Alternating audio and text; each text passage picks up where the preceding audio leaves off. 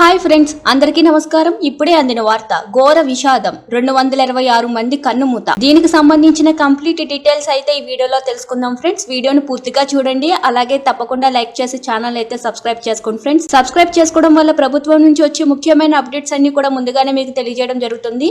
ఇంకా లేట్ చేయకుండా వివరాల్లోకి అయితే వెళ్ళిపోదాము. మయన్మార్ లో యాగి తుఫాన్ బీభత్సం సృష్టిస్తుంది. మొన్నటి వరకు వియత్నాం దేశాన్ని వణికించిన ఈ తుఫాను ఇప్పుడు మయన్మార్ పై విరుచుకుపడుతుంది.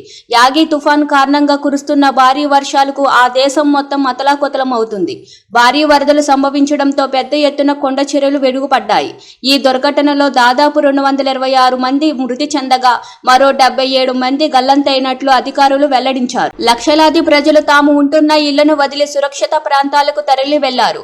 ఈ తుఫాను వల్ల ఇప్పటికే 6.30 లక్షల మంది ప్రభావితం అయ్యారని, మృతుల సంఖ్య మరింత పెరిగే అవకాశం ఉందని ఐక్యరాజ్య సమితి office for the coordination of humanitarian affairs విపత్తు సంస్థ తెలిపింది. ఈ తుఫాను కారణంగా ముఖ్యంగా రాజధాని నెపిడౌ ప్రాంతంతో పాటు కయాకైనా అలాగే షాన్ రాష్ట్రాలు తీవ్రంగా ప్రభావితం అయ్యాయి.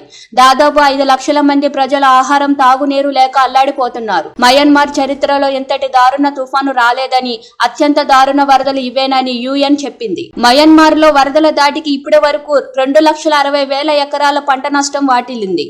రహదారుల వంటి మౌలిక సౌకర్యాలు దెబ్బతిన్నాయి.